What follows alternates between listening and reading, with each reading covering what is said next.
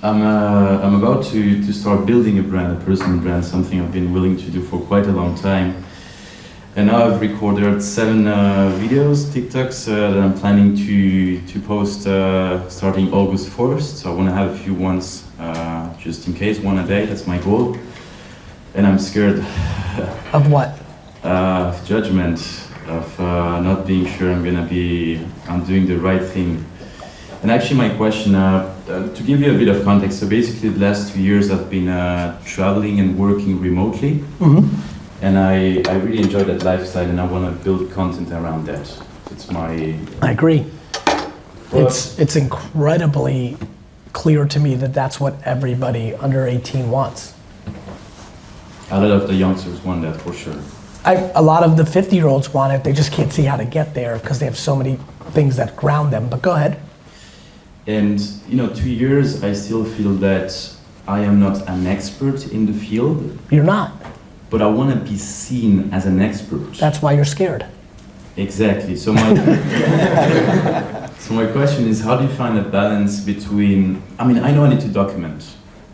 How do you find a balance between documenting, but still creating content and that people look at you like you're the expert or you're the man to follow? In the end, the goal is the thing you're asking for is earned.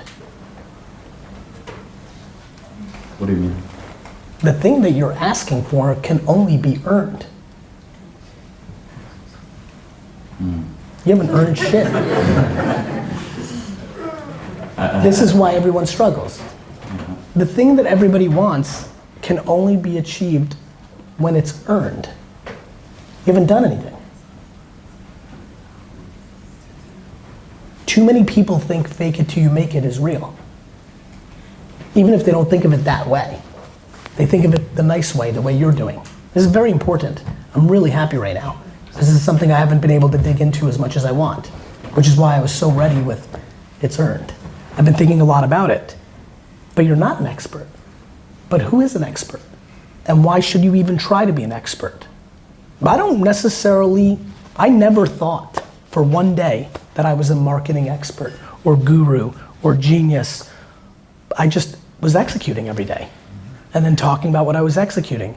And then they decided more than me, you're trying to get them to believe that in you for your own self-interest. But you haven't done anything for them yet. More importantly, why can't you just be an enthusiast? I think everyone is so convinced that the money is in expertise, and I actually think it's in the enthusiast. And I think just by changing that word, everything changes. You're not gonna trick them, Gary. I don't give a fuck what you did with those 7 videos. You're not gonna trick them. But you don't have to. I don't want to, that's the thing. Well, you do want to.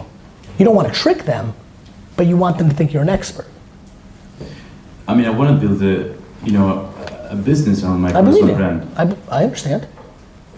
That's why you're vulnerable. And I think I have the patience. I don't. Well, you definitely don't. You do. It's okay. It's okay. You definitely don't, because even the way you're thinking about it, your core question is, how quickly can I make them think I'm an expert so I can make money? That's your actual question.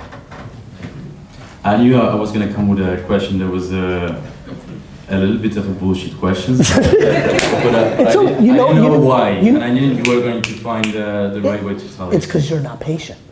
There's a reason Patient Panda and Patient Pig exist. There's a lot of work to do. And I need 2 teammates. Ooh. Is that the alpha? I don't think it should do anything to anything, but it's alpha. That's the point of the thoughtfulness of the project. There's a reason they both exist.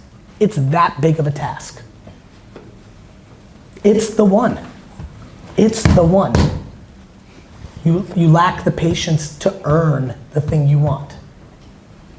But I think you have it in you. And so I'm telling you, go with enthusiast instead of expert.